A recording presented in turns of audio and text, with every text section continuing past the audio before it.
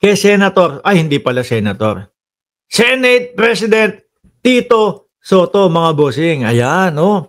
Makabintang sila porkit pinagbigyan ko yung TRICOM, tuta na ako. Kasi mga kababayan, si Senate President, no, Tito Soto, ang ginawa ho kasi niya, mga boss, pinagbigyan niya na sa PNP custodial mapunta si Bryce Hernandez. Ito po yung usapin doon sa mga kontraktor sa BGC, no? BGC boys, mga bossing. Pinagbigyan niya na mapunta si Bryce Hernandez imbis na sa Senado dahil nga po, ako, simpleng-simple ko lang kung intindihin Bakit hindi dapat sa Senado mapunta si Bryce Hernandez? Mga pinangalanan niya, mga senador. Di po ba? Isa nga po sa napangalanan, si Boto Mesa, si ano? Ito kasi si Robby Tarosa, kung ano-ano mga pinopose. Si Jinggoy. Sumunod si Joel Villanueva. At tingin ko marami pa pong ibang mga senator sa mga mapapangalan nandyan. Na doon po sa Senate Blue Ribbon Committee ni Marcoleta, iniiwasan nila na itapik o mapag-usapan o maimbestigahan, mga kababayan. Ngayon, para gitna, sa PNP custodial na lang natin ilagay. No? Para bycam nga naman daw ho. Bycam. Para parehas nga naman daw ho talaga, di ba? Congress at Senado nasa gitna sa PNP custodial. Aba, tinawag ng tuta ni Martin Romualdez itong si Senador Tito Soto na si Senate President Tito Soto. Kaso mga boss, hindi ho sila uubra kay Tito Soto, kay Senate President. Bakit to? Mamatay sila, no, sa sama ng loob. Yan ang resback po ni Tito Soto. Ako ho, mga kababayan, ang nakikita ko ho dito, mas karapat dapat na maging maging state witness yung Bryce Hernandez. No? Mas karapat dapat maging state witness si Bryce Hernandez versus doon sa mga diskaya. Yung mga diskaya ho, selective Mamaya pag-usapan ho natin yan. Mayroon tayong topic kay Boying Remulla. Yung Bryce Hernandez all out. At bago ho magsalita, mga kababayan, nakapaskel na o nakalapat na doon sa big screen ng Congress yung kanyang mga resibo. No? Pag sinabi niya, Jinggoy Estrada kasama, meron siyang nilalapat na picture. Meron siyang mga pinapakitang mga kung ano-ano. Di ba? Ngayon, ang ginawa ni Tito Soto, ginitna niya lang. Wag na dyan sa Congress ikulong, wag na sa Senate ikulong, sa PNP custodial na lang. Kaso yung mga senador, nagagalit. No, tuta daw po, mga kababayan, si Senate President. At gusto nga daw nila bawian ng posisyon si Tito Soto para maging Senate President. Malabo na ho yan. Ito. People's Tonight Radio, ito ang inihayag ni Senate President Vicente Tito Soto III sa panayam sa kanya ni Christian Esguerra sa programang Pax First, kaugnay sa naganap na debate tungkol sa custodial arrangement, no, ni dating Department DPWH Bulacan First District Assistant Engineer Bryce Hernandez na kasalukuyang nakakulong sa Pasay City Jail. Yan mga senador ho ang may kagustuhan niya sa pangunguna nila Jinggoy na makulong si Bryce Hernandez dito po sa diyan po sa Pasay, mga bossing. Sabi naman ng iba, naku, delikado yata buhay niyan. Bakit? Biruin mo, resource person, ikukulong mo doon sa kulungan ng mga convicted. Tayo naman mga kababayan, hindi naman po tayo aanga-anga. No? Alam natin may mga nangyayaring mga riot, rambulan, diyan po sa loob ng kulungan. Baka mamaya, sabihin lang nila, nagkagulo kasi doon sa tapat ng rehas ni Bryce, doon sa mismong pinagkukulungan kay Bryce, nagkagulo.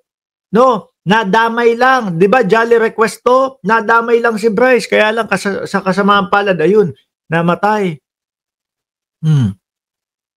Hindi kaya ganun yan. Posible. Kaya iniiwasan po at talagang gusto ng Senado na ingatan si Bryce Hernandez kasi mas madami pang makukuhang impormasyon yung sa mama doon kay Bryce Hernandez kasi nga po nakikipagtulungan sa investigasyon with matching mga resibong ipinapakita. Di ba? Kaya nagtataka, bakit ano ang pinagkaiba nung nakakulong doon sa PNP custodial at pinagkaiba nung ilalagay mo doon sa Pasay City Jail? Parehas lang naman nakakulong at hindi naman convicted pa yung tao. Naisip-isip po siguro ng mamamayang Pilipino, baka meron silang mga kakilala doon sa loob. Ako din yun din yung iniisip ko, baka merong mga ganito-ganyan din sa loob. Tapos ipayari si Hernandez. Nako, wala nang maisisiwalat pa. Hindi na masasabi yung ibang mga pangalan pa.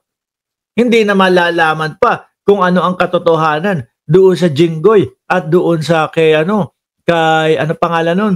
Kay Boss Jewel. Sabi ni Soto, gimmick lamang umano ng minority ang tila pagbibintang sa kanya na sunod-sunuran di umano siya sa House Tri Committee. Tayo nga mga bossing, sabi natin di ba?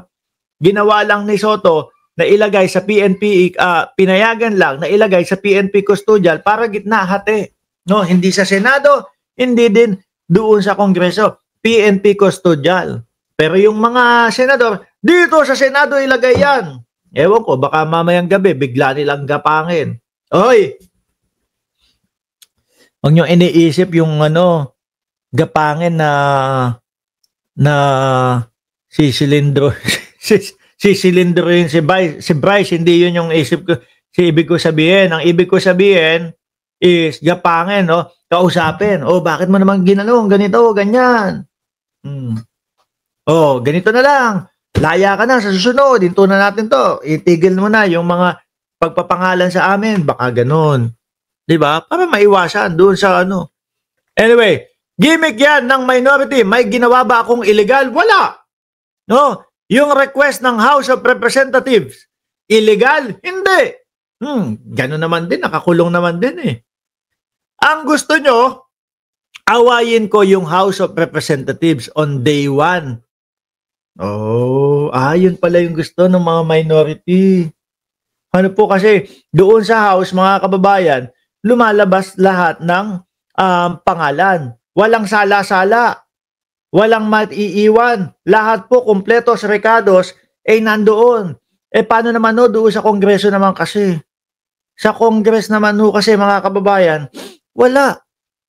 2022 hanggang 2025 lang ang gusto nilang italakay doon, mga bossing. Kaya sabi ng mamamayang Pilipino, ano ba yan? Bitin naman.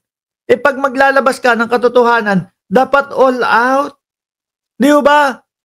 Illegal ba? Hindi. Ang gusto nyo, awayin yung House of Representatives. Dito naman yata pala nag-uumpisa sa Senado. Yung awayan o yung yung bangayan ng House at saka Senate, 'di ba, Tina B? Matatandaan na sa hearing ng naturang komite ay hiniling ni Hernandez na wag siyang ibalik sa Senado matapos niyang ibunyag ang nasangkot umano si Senator Jinggoy at Jewel Villanueva na sa maanumalyang flood control project sa Bulacan. Miski ako, mga kababayan, yan ang gagawin ko Hindi ko ibabalik diyan, Ilagay natin ito sa ibang kustodiya. Diba? Dapat nga sila Jinggoy tsaka sila si Jinggoy at tsaka si Joel Villanueva hindi na nagsasalita, hindi na nagsasuggest kung saan ikukulong Kasi the more na nagsasalita siya tapos gusto nilang makuha yung presensya ni Bryce, baka isipin ng tao, wag, baka yariin ka.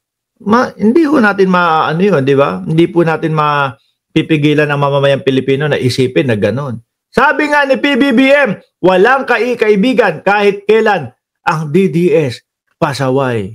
Correct.